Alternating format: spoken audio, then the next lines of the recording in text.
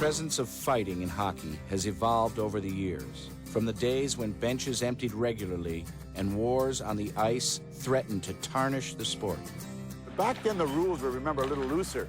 Third man in didn't even count. I mean, third man in was you're counted slow, getting into one of the scraps. And when a bench clearing was, you didn't want to be the last guy off the bench because your teammates didn't talk to you for 2 days after that, and there was nothing to deter it. When the bench is empty, whether you want it or not, you're in it. And that's something that doesn't happen today. So that's one of the big changes in today's game. We cleaned up that part of it. Now it's a little more face on face, drop the gloves, get it done, matter of fact.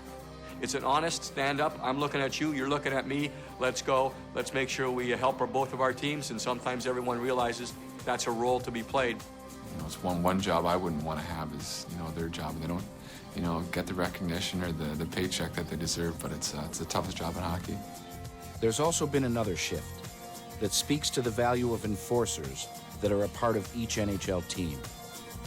The biggest thing these days is you can't just be an enforcer anymore. Years past, there were plenty of players that would get signed, and that's what their role was. The way the game is played now, you have to be more than just an enforcer. You've got to be able to play the game somewhat. I think the hard part, and most tough guys will tell you this, is you don't want to be this guy that just rolls off the bench and goes out and fights, comes back, he plays 3, 2, 4 minutes, whatever it is. You want to prove yourself as a player. You know, when games are really tough and games are rough, yeah, you're going to be there and you're going to stand up for your teammates and you're going to be one of the guys.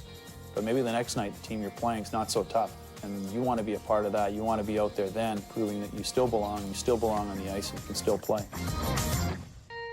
And while the fighting itself may not be personal, the role is. And to a man, each player that does it for a reason.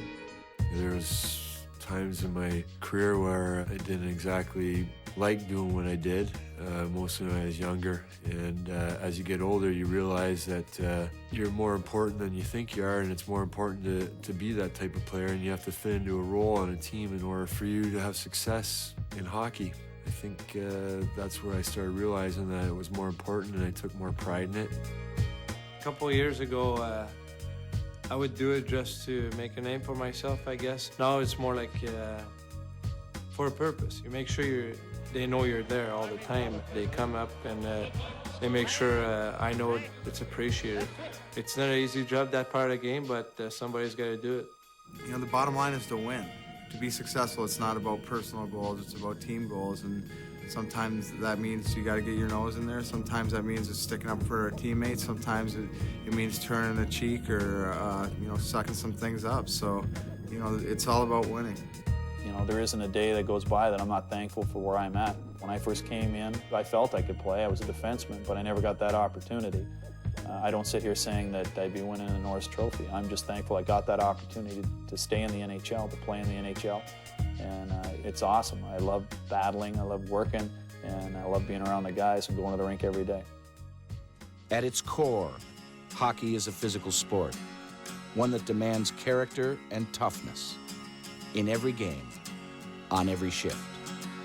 If there's no warrior in you, you're never going to be able to survive and succeed in the National Hockey League. But enforcers are a breed apart, even from their teammates. Theirs is a role that requires a courage few can imagine and a toughness that transcends sport. I think there's actually an honor amongst the tough guys, and it's an honesty. It's almost as if there's a set of values and principles which is, it seems, in contradiction with what they do. It's almost gladiator-like, or I can picture them as two guys on horses jousting, one another. It's almost as if they should have existed hundreds of years ago because of the code of honor that they have.